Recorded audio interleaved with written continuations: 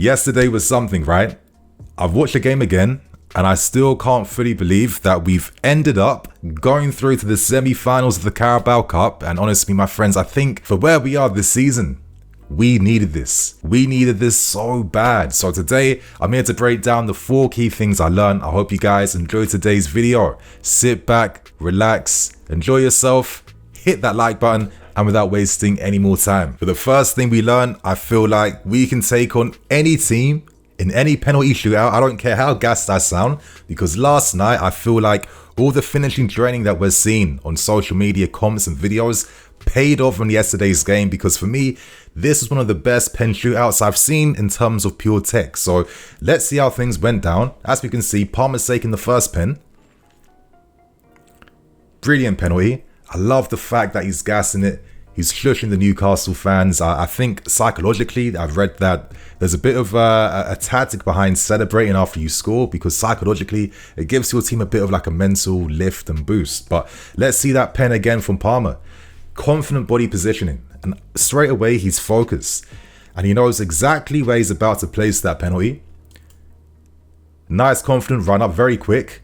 And boom, he hits that first time. Listen, the keeper went in the right direction, but the tech behind that penalty was that good that the keeper couldn't do anything about that. So 1-0 up, Palmer's giving it back to the Newcastle fans. That's what you want to see. And this penalty from Gallagher, wow.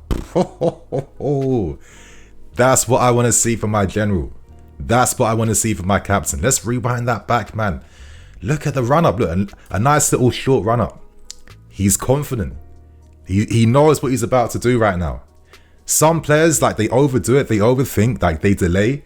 Conor, nice, confident, short run up. And look at that, pure laces, bro. Pure laces, top right bins. Look how the ball's bouncing around the net. Look at the power behind that shot. Like, listen, if your captain's scoring that penalty, how are you not going to have confidence if you're about to step up to take the next one? Let's keep things serious. And as you can see here, NKUNKU was not about to be showed up by Conor Gallagher. I mean, this penalty, like, he's just demonstrating a little bit of the finishing prowess I'm hoping we can see from him now that he's back. I mean, listen, you guys comment below who scored the better penalty. Was it NKUNKU or was it Conor Gallagher? Like, I think Gallagher had more like power behind his shot. I think NKUNKU's look maybe a little bit nicer. I don't know why. Maybe it's the braids. Maybe it's the braids. Maybe that's what it's coming down to. You know what I mean? But when you're seeing penalties like that, there's no way Mudrik's missing this. I mean, again, nice, confident, short run-up. No David Luiz poor, proper, long run-ups or anything like that. You know, and look how he's, like, positioned his body there. You know? Like, he's opened his body up in a way, and I think Lampard would score like this so many times from pens where it looks like you're about to hit it in the opposite direction. He's fooled the goalkeeper, and it's all about placing the ball after that moment. And listen, the decisive moment of the game, though, the hero moment of the pen shootout, was this save from Petrovic. I mean, my lord, what a save that was. Can we see that again? I mean, obviously we can, because I'm in control right now. But let's see that. Let's see this, yeah? Look at this save, bro. Look at this save. My lord. Now, let's remember the discussions around Petrovic during the summer. As we know, this guy had a reputation for making penalty saves in the MLS. It's one of the best parts of his game, and you can see why. Because it's all about how he doesn't dive until the final moments. He has full confidence in his, like, I guess, range of motion. Listen, I'm not a goalkeeping coach. I'm sorry that my noddy's not as good for these aspects. But look right here, man. Like, let's keep things real. This was a very good strike by Ritchie. This was a great strike by Ritchie. Like, he's gone for, like, power. You know, he's gone for a higher position where to aim. It's forced an incredible save to win this. I mean, look right here. Look at the placement of that ball is, but look how quickly Petrovic reads that and just elegantly just dives to prevent that from going in. I mean, what a save that was, and what a start he's having to his Chelsea career. Like, he's had to be very patient, but hard work pays off in the end. And listen, Pochettino won't be forgetting that. And I think we have a goalkeeper in Petrovic in which we can definitely have a lot of confidence by, my friends. And due to the remarkable final moments of this game, we find ourselves in the semi-finals of the Carabao Cup. Like, we haven't forgotten that pen shootout miss against Liverpool, but it seems like we have a lot of capable penalty takers in the squad right now, and that gives me a lot of confidence going deeper into the Carabao Cup. So that is the first thing we learnt out the way. Now for the second thing we learnt, Conor Gallagher is our general. And yesterday, our captain was the best player of the night yet again. And I'm sorry, like, you know, people call him Galladog. Maybe I'm going to sound a bit nerdy, I'll hold my hands up, but I can't call him that because for me, I think that term was used very disparagingly and it was used to mock him last season. And I don't think we can reclaim the word Galladog and act like it's a compliment based on the performances he's showing this season. For me, I think he's our general. I think he's General Gallagher because of how he's literally our whole midfield. And let's break down his game. Yesterday, Gallagher had 10% of the entire possession, 143 touches. That was the most in the game. He had 4 shots, the most of any player in the game yesterday. 3 aerials, 91% pass completion rate from 105 passes out of 115. 1 key pass, 5 out of 5 long balls, 6 out of 12 ground duels, and 3 interceptions. The guy was absolutely everywhere. And I think, let's compare the heat maps between Caicedo and Conor Gallagher because we're seeing a decent balance between these two as they're playing more games together. As we're noticing, Caicedo kind of holds more central positions a lot more, whereas Conor Gallagher covers a lot of lateral areas out wide to help, support his teammates in those areas. And I think this is why he's very important for us because it's not just about what he does on the ball, it's what he does off the ball, and it's how he's balancing these parts of his game together to beautiful effect with his team. So as I like to do, let's break down some of his best parts of yesterday's game. Yeah, I was really hoping this moment would have gone in for Conor. The way he brings it down, the way he takes a shot too, he went to curl it and placement, a lot of power behind him. That was a superb strike to hit the post like that. Look at the power it generates. Look how it rebounds far away from goal. I mean, he has that in his game. Hopefully he shows more of that. I think that's been the only criticism of his game is his finishing this season. And, that's one of his better qualities. So hopefully he finds that again. But let's look at these moments here from Conor. He plays a big tactical part and role in this team. I know it doesn't look like much, but look how he starts from here. He's in the pivot alongside Caicedo. Of course, he sees the presses coming his way, so he plays it backwards. But as he plays it backwards, Conor doesn't stop moving because obviously he has very good tactical acumen. We can't take that for granted. He knows he has to make a makeshift back three at the moment because Cole was more advanced. And he does that. And this is what I mean by why Pochettino now prefers to use Conor deeper because he can rely upon him to screen our defence and be that platform to help us build up. Look at this play right here. Conor injecting pace in the game, carrying us up 30, 40 yards up the field. Because he drifts by to be a passing option for Palmer. And then he's attacking the spaces again, looking to force a situation. Conor's deeper, wins that, drives us up the field, plays a short pass to Palmer to make that run in behind.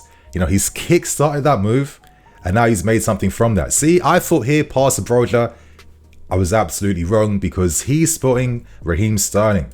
He takes it a bit further to the byline, beautiful cutback pass, and you're thinking, Raheem, bro, you should be scoring these. You're our key guy. We need you in these moments. The touch away and to hit that straight at the keeper, that was disappointing. That really was. I think Conor deserved an assist.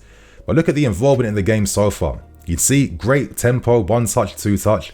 He's not dallying on the ball. When people criticize his technique, I think they're thinking about a guy from 4 years ago. I don't know what they're talking about, to be honest with you. See, I like this move here from Conor.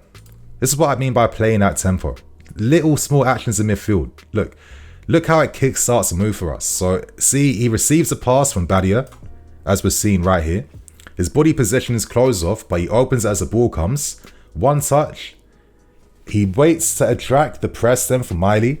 As Miley gets closer, he releases that. Back into Badia, so Badia can play those long vertical passes, which he's known for. And again, he's there to receive the back pass and keeps the flow of the game going. And this is what I mean by Pochettino using this guy deeper. Look, no one's making this tackle. Look, he wins that sliding tackle, great awareness, and he's kickstarted a counter-attacking move for us. This should have been a goal. Broja's run should have been better. And this is what I mean by the involvement of what Conor Gallagher brings to this team. We're seeing 3 moments where he hit the post.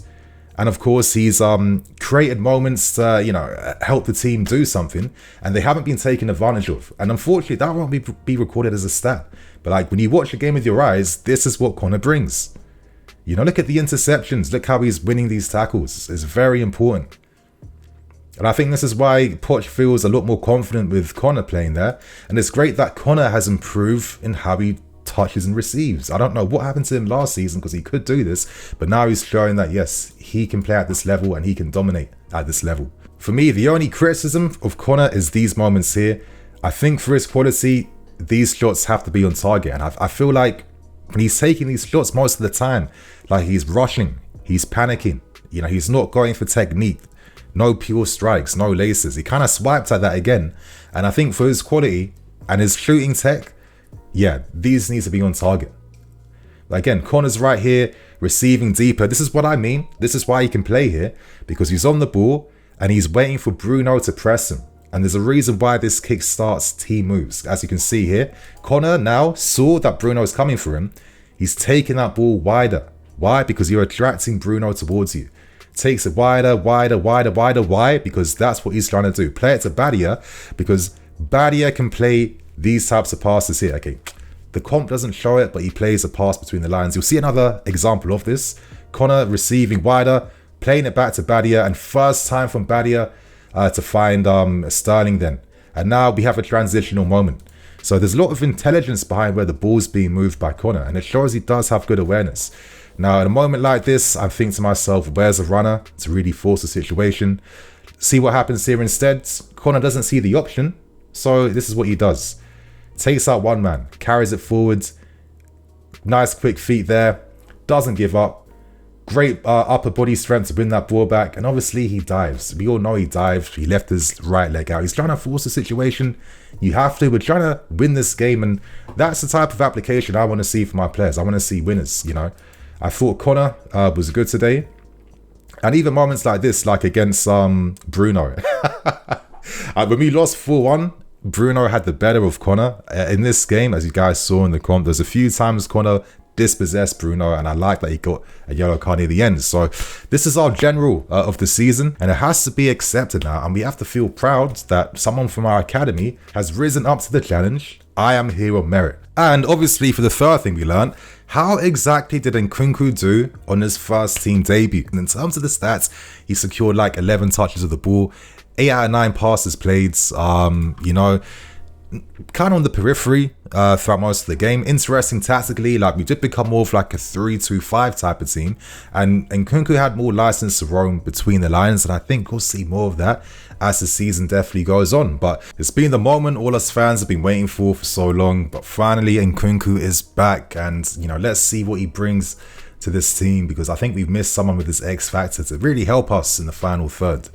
But as we can see right here, NKUNKU receiving between the lines, he'll be receiving those types of areas. I think Enzo was doing that quite a lot in the first half. And listen, ideally, it has to be an NKUNKU or a Khans or someone of that type of nature to really make the system work. But anyway, simple pass wide to Raheem. I like this moment from NKUNKU. I know it's like not much of anything. Let's keep things real. But I like it's the trust in his technique, the invention. I mean, you know, the fact that he can try that with his back, and we still kept the ball in a dangerous area. Broja receiving between the lines. Listen, I think he was getting ready to receive that pass again, to be honest with you, with how he stops. Oh, no, he wanted the run played in behind in that moment. It's a shame that, you know, Broja didn't play that, because that tells you the thinking of NKUNKU. Look how he held that run to. He didn't just run into space. Like, our strikers could learn from him because they're constantly offside. But look how he holds that. And at the perfect moment, he gets ready to make that diagonal run in behind. But look, Broja didn't play the pass. He didn't spot him. And that's a personal frustration. But I think one of the frustrating moments of the game was definitely this one. You know, NKUNKU is someone that, listen, he will improve the quality of our counterattacks because he times his runs and he gets in the right areas. And the fact that Raheem Sterling overplayed it in that position right there, I'm sorry. That's not good enough. Raheem, please. How are you overplaying the pass, man? NKUNKU timed that perfectly to get on the end of that, to take the shot then. And he's passed it away from goal and he killed that move for us. Let's just see that one more time, because honestly, I'm sure we were all off our seats in frustration with that moment yesterday. But again, nice little 1-2 to inject some pace. Takes to the byline. And yeah, it wasn't really much. Obviously here, a little headed attempt. He has the quality. I like how he timed his run to get in front of his man, because he wants to cross in front, you know, of Livramento and in front of his defender. You know, so hopefully we can, you know, tailor our balls inside the box, really accommodate maybe the lack of height, but accommodate the anticipation quality that we can now have in these areas now that we have Nkunku. You know, he scored a few goals with his head at RB Leipzig. Could have pressed a bit more, but I guess he's only just come back there.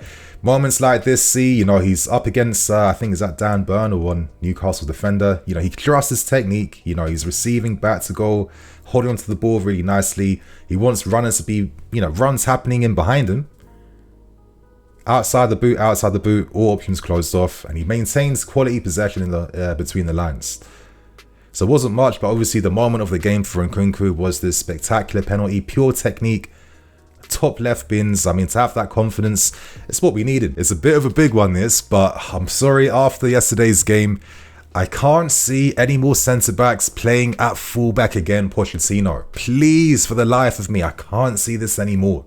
You know, we're not playing against Man City week in, week out, where I can understand that. Against most teams where you're going to have at least over 70% of the ball. I don't see the utility behind it. One of the decisive turning points of last night's game was the introduction of Malo Gusto finally playing at right back for the final 15 minutes of the half against Newcastle United. And is it any surprise that we saw an instant uplift in chance creation? And listen, I'm not even saying this was the greatest uplift we've ever seen, but we were seeing more from that right hand side than anything we could see. I'm going to show you guys an example. On screen right now is the average positioning of the team before subs and after subs. As you can see, Disasi and Levi Colwill. Colwill's very deep. Of course he's going to be deep. Disasi is holding the width by himself. It's not making sense. Second half didn't really help. As you can see here, we became even more narrower, you know, because Malo Gusto is playing as an inverted left back for some reason. Is there any surprise why? And as you guys can see on the stats on screen, we were constantly playing passes backwards. Like, you know, I'm circling particular areas out wide so you guys can see this for yourself in greater detail. Look how often the direction of these passes are being played backwards. And it's like, how are you going to break down a defense when you're constantly recirculating, you know, very safe possession and playing in front of Newcastle United? Like, it doesn't make sense. I think I had this moment here for a reason. Connor's on the ball, and ideally, you have someone looking to penetrate that space to stretch Newcastle United. But look at Disasi's instincts. He isn't that type of player. So it stops the opportunity for a diagonal ball to be played over the top. That's an example of why I don't see the utility in using centre-backs at fullback sometimes. Look, it's forced Conor to come back inside again and play it back to Enzo Fernandez. Prime example of what I mean. He's here by himself. If that's a more natural fullback, he's taking his man on and he's attacking the space. You know, he's taking out this Newcastle player here and he's forcing him to track his run further wide. Because Disasi doesn't have this, he stops the ball, kills it. Newcastle regroup in their shape and he plays it back again and they're still in their shape. Plays it back to Disasi. That's one of the only few times that he did anything in the final thirds. Listen, it's not his fault, but this is what you expect when you're playing a centre-back out wide. You know, look, ball again, and it goes backwards. Back to Disasi. Where's it going? You guys know this. It goes backwards yet again. And here's an example of Gusto on the left. For some reason, again, he's receiving on his stronger foot, like not his left foot. Where else is it going to really go? The prime example of the negativity right here. But my friends, on screen now, I'm going to use Who Scored to show the actual pass maps, really explain my point in further detail here. Here's Disasi. I think he played like, 70 minutes of the game yesterday. Look at this particular area I'm circling right here, right near the byline. I think Disasi was in this space like maybe 4 times throughout the whole game. Let's now look at Malo Gusto. And remember, he played right back for like the final 14, 13 minutes in the second half. And look at the difference right here. 1, 2, 3, 4, 5 touches of the ball near the byline in this dangerous area right here. Is it any surprise that naturally we started playing more crosses inside the game because we finally had someone who could take advantage of this space that we constantly kept creating but never penetrating anything with. Now let's see this cameo from Malo Gusto. But before we do that, to just paint my example with more detail, listen, this is my issue of having Gusto at left back. A negative decision. Look, he's receiving on his right foot. Look at Almiron closing him down. You know, he's not receiving with his body open, where naturally a left back would do that and he's taking it forward. He's on his right foot, and of course the ball's naturally going to be going backwards. Look, a bad back pass there, and we've killed all this time. But finally, the moment we were waiting for, Poch was like, I have nothing else to lose at this moment. I might as well take a risk, right? And who would have thought using a right back in his right back position was taking a risk? But anyway, Gusto there. Nice little link up with Palmer. Look, right here by himself out wide. You know, Disasi was in these areas time and time again. First time ball, which was a nice idea to try and find the run of Cole Palmer. Disasi couldn't have played that pass. Instantly, we have different possibilities now down the right. Look, Gusto by himself, 2v1. Plays a nice cutback there. And now Palmer's in the game a bit more. And look, crossing. It wasn't the best cross, but it's something better than what we had throughout most of the game down that right-hand side. You know, look, Gusto holding it 1v1 against Livramento. But look what he does here. He plays the pass in, and he instantly makes a run in behind. That is the difference. Look right here. He makes that run. He makes that run to the byline. Disasi wasn't doing that, and he puts in another interesting cross. It gets dealt with, but then you're given something for Newcastle to think about, for God's sake. And look, the moment of the game comes from this. You create your luck in this game, right? We did that. Gusto's cross to the back post, you know, fortune. Oh, we were so lucky, my friends. But that is everything for today's video. I hope you guys definitely enjoyed. I can't believe we're through, but I'll take it. And I'm just hoping now that Pochettino takes some lessons going forward.